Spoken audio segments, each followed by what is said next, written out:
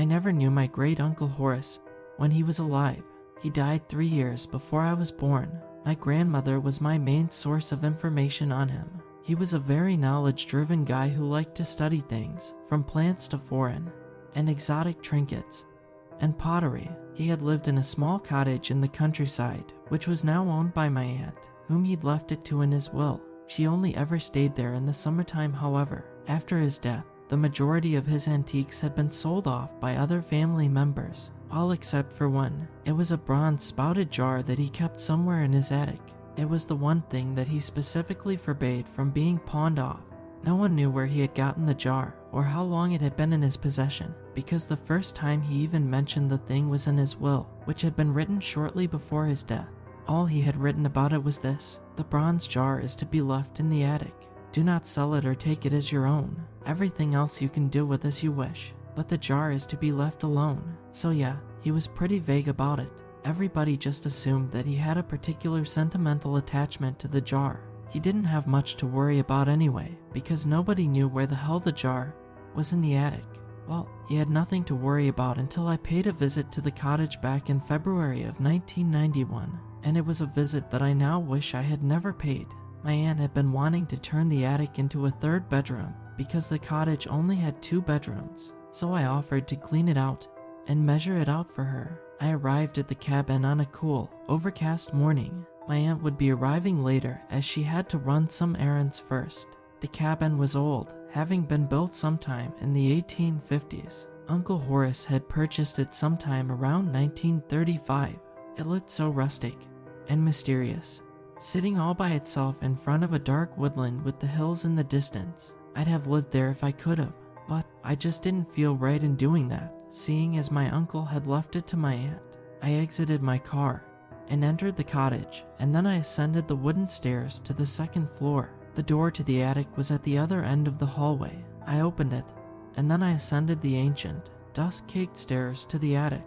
I damn near gasped when I saw just how many boxes were laying about, undoubtedly filled with useless trash that my aunt had bought at jumble sales and charity shops, only to never use them. I started carrying the boxes down the stairs, one by one, all the while being assailed by spiders and silverfish. I didn't really mind the silverfish though, I think they're kind of cool looking. I left the heavier boxes alone. I'd need my aunt's help to be able to carry them down the stairs without breaking my neck.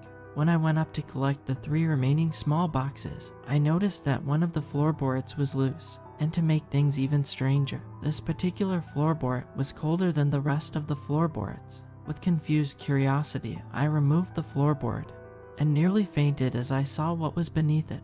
It was the spouted jar. It had to be, but why did Horace hide it underneath the floorboards? I grabbed the jar and quickly realized that it was the source of the coldness. It was damn freezing to the touch. I had to cover my hands with my sleeves to be able to hold it for more than a few seconds. I placed it on top of one of the large boxes and inspected it. It looked ancient, undoubtedly made sometime during antiquity. The chamber was decorated with horizontal grooves, and the spout was wide and gaping. The 2 handles were in the shape of what looked to be a chimera of a lion and an eagle roaring furiously. It looked beautiful, like something that should be in a museum to be admired along with all the other pieces of the ancient world. So why did Horace just shove it underneath the floorboards of his attic? Leaving the jar on the box, I returned to the hole in the floor and discovered something I had missed. It was a small journal. I eagerly grasped it, believing that it could tell me more about the jar and why my great-uncle had hidden it. I opened it up and read, and what I read in that journal swiftly replaced my enthusiasm with ice-cold fear. Whichever of my relatives finds my journal, heed my words wisely. On the 2nd of March, 1937, during my visit to Iran, I was browsing through a marketplace and stumbled upon an antiques dealer who went by the name Bahram. Bahram quickly caught my interest when he presented to me an Achaemenian-era bronze spouted jar. He claimed the jar was made during the time of Cyrus the Great, but from my own observations, it more likely dates back to the reign of Artaxerxes I. I asked Bahram of how the jar had come to be in his possession. He told me that it had been given to him by a sheepherder who had found it buried beneath the ruins of what he believed was an ancient fire temple. The sheepherder had been unsettled by the jar and was eager to be rid of it. I asked Barham of why the jar bothered the sheepherder, and Barham told me that the sheepherder was suspicious of the figures shaped upon the handles, believing them to be divs. Barham then told me that there was a strange coin-like object in the jar. He promptly took it out and presented it to me. The coin had several ancient inscriptions carved into it, and there was a tiny vermilion gemstone placed in the center of it.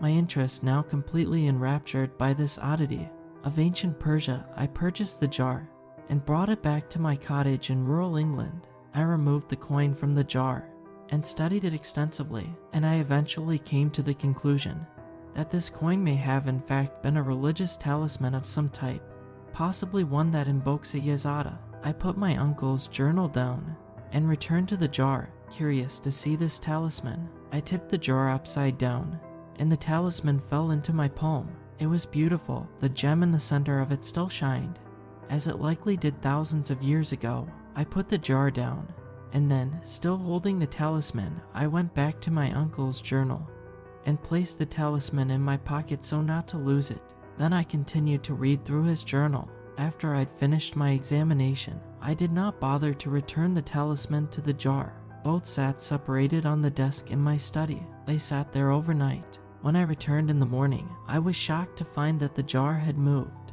As I said, I had left it on my desk before retiring to bed, but now it was on the floor. I thought that it must have rolled off the table somehow. I placed it back on the table and continued on with my day. But that night, I witnessed something that both horrified me beyond rational thought and made me reconsider how I viewed the natural world. It was 10:30, and I was on my way up to bed. The door to my study was open, and I was surprised to feel an intensely cold draft emitting out of the room. Completely perplexed, I peeked in through the door, and much to my confusion, I saw the jar rattling on my desk. It did this for about 40 seconds, and then it went completely still. Then, much to my confused horror, I saw a wiry arm unfurl out of the spout. This arm was covered in dark hair, and the hand had 4 spindly fingers tipped with sharply curled claws. Another arm then appeared alongside it, and then another and another. Horrified, I swiftly switched on the light, and the arms slipped back into the jar with an unsettlingly fluid speed.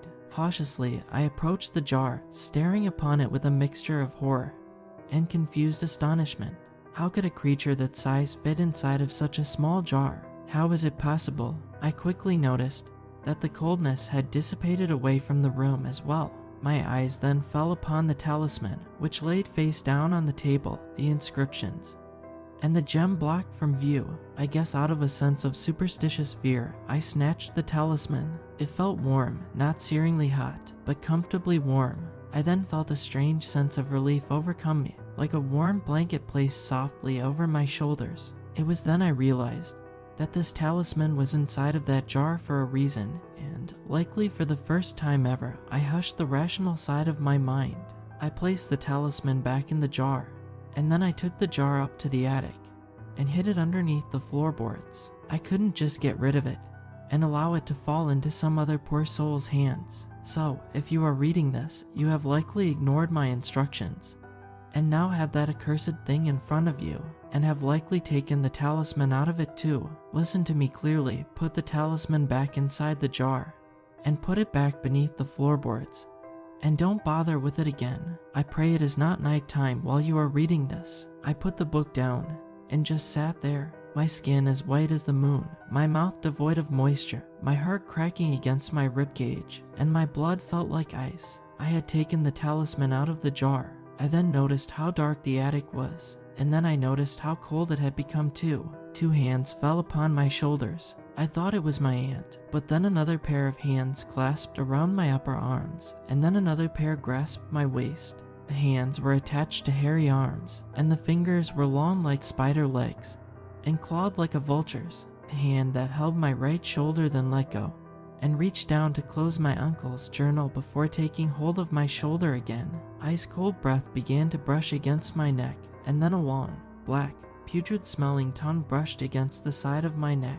Then came a hoarse, though strangely feminine, voice that whispered into my ear in a language I did not understand. I shut my eyes tightly. The voice and the words just made me feel a deep foulness in my mind, and the thing quietly chuckled. I didn't dare look at the thing. My pocket suddenly became warm, and I felt the creature's grip on me tense a little bit. Then it gave out a surprised gasp that rattled me to the bone. I then remembered the talisman was inside my pocket. I swiftly reached into my pocket and retrieved the talisman and held it up as high as I could. The creature let out a panicked hiss, and its hands let go of me. Then I heard it scramble loudly across the floorboards, making the whole room shudder. And then I heard the jar shake. Tightly clutching the talisman, I slowly turned around. The creature was no longer there, undoubtedly now hiding within the depths of the jar. My uncle's words echoed in my mind. I got up and rushed over to the jar and put the talisman inside of it, and then took the jar out of the house. I then went to the shed to grab a shovel, and then I brought the jar into the woods and buried it deep behind some bushes. When I returned to the cottage, my aunt was there. She asked why I was in the woods and why I had the shovel. I just told her that I found a dead pigeon in the attic and went to bury it in the woods. My aunt wanted to make some coffee before going up to the attic, so I took the chance to hide my uncle's journal. I didn't tell her anything about what had happened to me and what I had read in the journal. We spent the rest of the day clearing out the attic, and I tried my best to act as if nothing eventful had happened. Once everything was done, I went home and collapsed on my bed to mull over the profoundly life-changing events that I had just gone through. I had nightmares that night, as is to be expected, and I still have them now too, but that strange talisman always makes an appearance in them. And when it does, all of the horror seems to instantly stop, and then I wake up. I am still plagued with many questions. Why was that jar made?